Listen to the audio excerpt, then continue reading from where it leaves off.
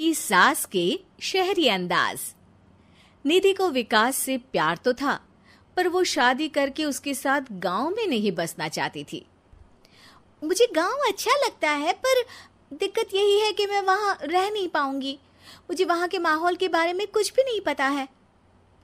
अरे माहौल में ढल जाओगी तुम, थोड़ा टाइम तो लो।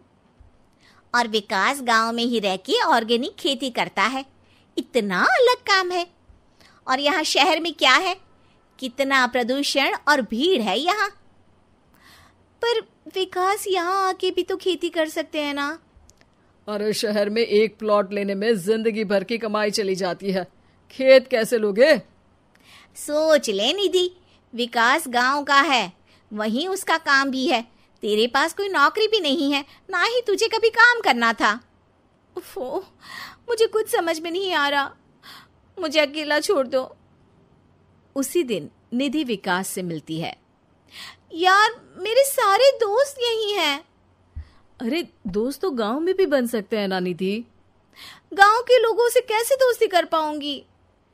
मैं भी तो गांव का हूँ, मुझसे प्यार हो सकता है तो वहां के लोगों से दोस्ती भी हो ही सकती है ना। अरे यार, कंफ्यूजन है बहुत।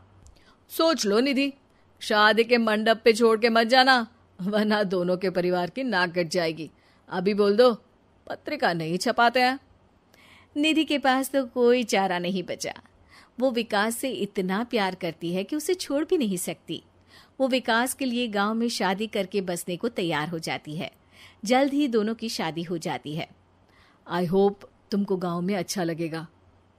मुझे पता है गांव में और शहर में अंतर क्या है, वहां के लोगों की सोच में अंतर है।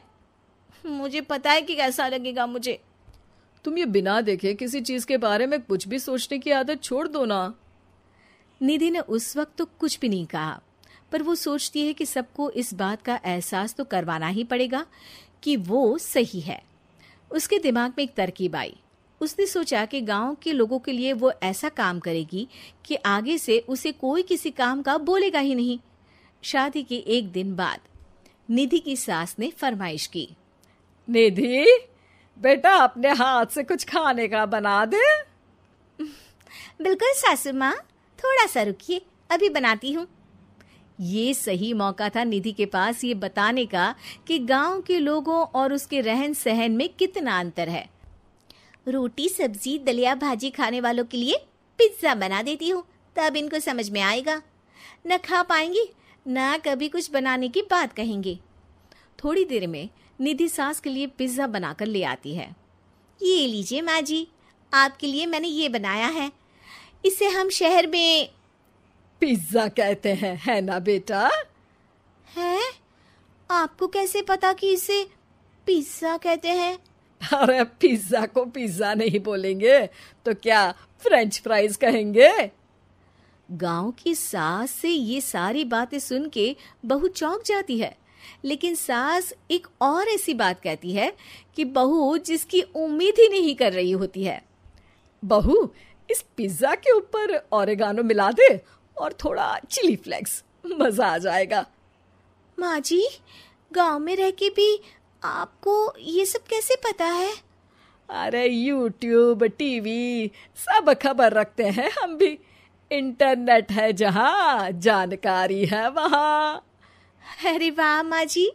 अरे अभी वहाँ मत बोल, अब जब मैं पिज्जा का फोटो लेके फेसबुक पर डालूंगी ना, तो वहाँ कमेंट में जाकर वहाँ बोलना, ठीक है? ठीक है माँ जी। अरे ठीक है माँ जी की जगह ओके मम्मी या ओके मम्मा बोल दिया करना। है?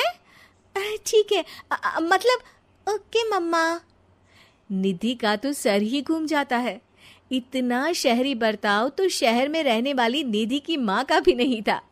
वो शाम को अपने पति से पूछती है, विकास, तुम्हारी मम्मी तो काफी कूल है यार। पिज्जा में क्या डालते हैं, फेसबुक पर क्या डालते हैं, सब कुछ पता है उन्हें तो। हमारे बड़े पापा के लड़के रहते हैं शहर में, बस उनके बच्चे आए थे गांव में गर्मी की छुट्टियां मनाने। उन्होंने माँ को एकदम शहरी बना दिया।